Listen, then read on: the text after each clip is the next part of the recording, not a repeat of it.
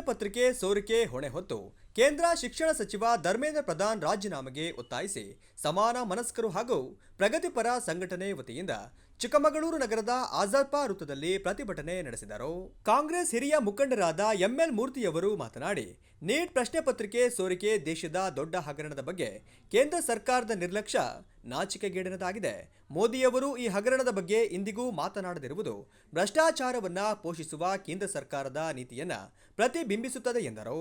ಪ್ರತಿಭಟನೆ ನಡೀಲೇಬೇಕು ಅಂತಕ್ಕಂಥದ್ದು ನನ್ನ ಅನಿಸಿಕೆ. ಈ ಸಂದರ್ಭದಲ್ಲಿ ನಾನು ಹೇಳಕ್ ಇಷ್ಟಪಡ್ತಕ್ಕಂಥದ್ದು, ಇವತ್ತು ನಮ್ಮ ಒಂದು ಮಗು ಹಸಿವಾಗಿ ತಾಯಿ ಹಾಲು ಕೊಟ್ಟಿಲ್ಲ ಅಂದ್ರೆ ಅದು ಒಳ್ಳೋದ್ರ ಮುಖಾಂತರ ತನ್ನ ಪ್ರತಿಭಟನೆಯನ್ನು ವ್ಯಕ್ತಪಡಿಸುತ್ತೆ.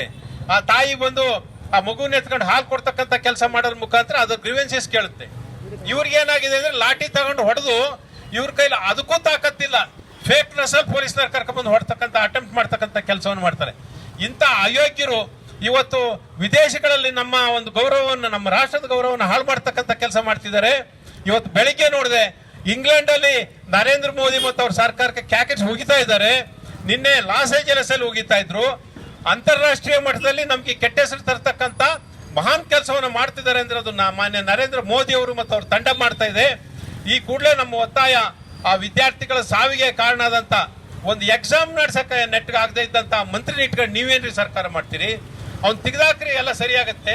ಈ ಜನ ವಿದ್ಯಾರ್ಥಿಗಳು ಕೇಳ್ತಾ ಇರ್ವೇ, ನಮ್ಮ ಕೈಲಿ ಏನ್ ಮಂತ್ರಿಗಿರಿ ಕೊಡಿ ಅಂತ ಕೇಳ್ತಾ ಇಲ್ಲ, ಪ್ರಧಾನ ಮಂತ್ರಿಗಿರಿ ಕೊಡಿ ಅಂತ ಕೇಳ್ತಾ ಇಲ್ಲ, ಆ ತಪ್ಪಿತಸ್ಥರನ್ನು ಮನೆಗೆ ಕಳಿಸಿರಿ ಅಂತ ಕೇಳ್ತಿದ್ದಾರೆ. ಅಷ್ಟನ್ನು ಮಾಡಕ್ಕಾಗದೆ ಇದ್ದಂತ ಪ್ರಧಾನಿ ಏನ್ ದೇಶದಲ್ಲಿ ಏನ್ ಮಾಡ್ತೀರಿ? ಎಷ್ಟು ದಿವಸ ಐತಿ ಹಗರಣ ಶುರುವಾಗಿ? ನಿನ್ನೆ ಮಾತಾಡಿದಾರೆ ಲೋಕಸಭೆಯಲ್ಲಿ, ಇದು ಅಕ್ಷಮ್ಯ ಅಪರಾಧ, ಆ ತಪ್ಪಿತಸ್ಥ ಶಿಕ್ಷೆ ಆಗ್ಬೇಕು, ಜೈಲಿಗೆ ಕಳಿಸ್ಬೇಕು ಅಂತ. ಇಷ್ಟಕ್ಕೆ ಬಾಯಿಗೇನು ಕಳುಪ್ ತೂರಿಕೊಂಡಿದ್ರೇನ್ರಿ ವಿದ್ಯಾರ್ಥಿಗಳು ಬೀದಿ ಬಂದು ಇಳಿಯ ತನಕ?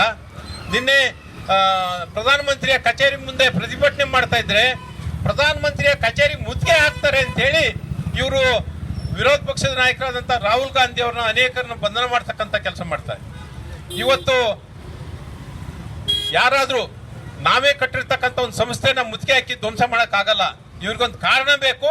ಆ ಕಾರಣ ಸುಳ್ಳು ಕಾರಣವನ್ನು ಹೇಳ್ಕೊಂಡು ಧ್ವಂಸ ಮಾಡ್ತಕ್ಕಂಥ ಕೆಲಸ, ಪ್ರಜಾತಂತ್ರ ಧ್ವಂಸ ಮಾಡ್ತಕ್ಕಂಥ ಪ್ರತಿಭಟನಾಕಾರರು ಶಾಂತಿಯುತವಾಗಿ ಧರಣಿ ಮಾಡ್ತಾ ಇದ್ರು.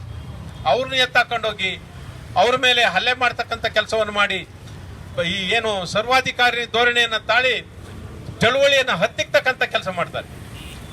ಬಿಎಸ್ಪಿ ಮುಖಂಡರಾದ ಕೆಟಿ ರಾಧಾಕೃಷ್ಣ ಅವರು ಮಾತನಾಡಿ, ದೇಶದ ದೊಡ್ಡ ಕೋಚಿಂಗ್ ಸೆಂಟರ್ಗಳ ಒಳ ಒಪ್ಪಂದದಿಂದ ಪ್ರಶ್ನೆ ಪತ್ರಿಕೆ ಸೋರಿಕೆಯಾಗಿದೆ. ಇದರಲ್ಲಿ ಬಿಜೆಪಿಯ ಅಂಗ ಸಂಘಟನೆಗಳ ಪಾಲು ಇದೆ ಎಂದರು.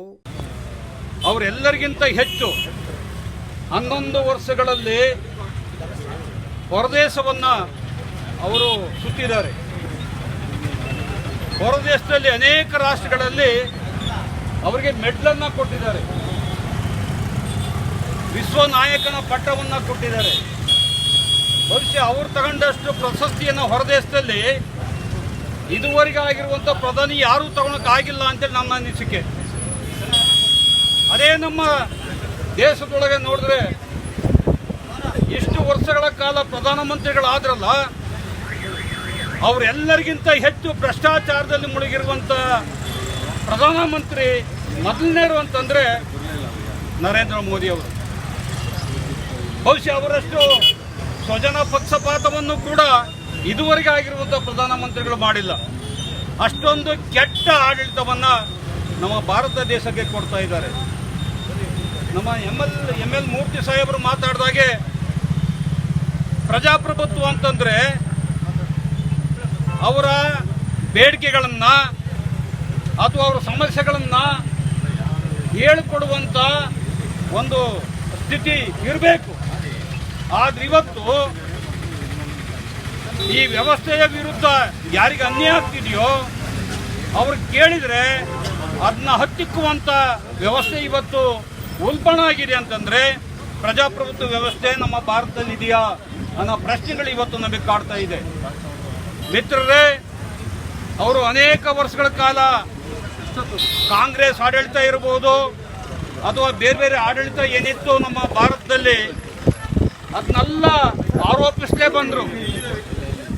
ಪ್ರತಿಭಟನೆಯಲ್ಲಿ ಕಾಂಗ್ರೆಸ್ ಹಿರಿಯ ಮುಖಂಡರಾದ ಎಚ್ ದೇವರಾಜ್, ರವೀಶ್ ಕ್ಯಾತನಬೇಡು, ಮೊಹಮ್ಮದ್, ಶ್ರೀನಿವಾಸ್, ಗುರು ಶಾಂತಪ್ಪ, ಹೇಮಂತ್, ರೇಣುಕಾರಾಧ್ಯ, ಜಮ್ಶಿದ್ ಖಾನ್ ಉಪಸ್ಥಿತರಿದ್ದರು.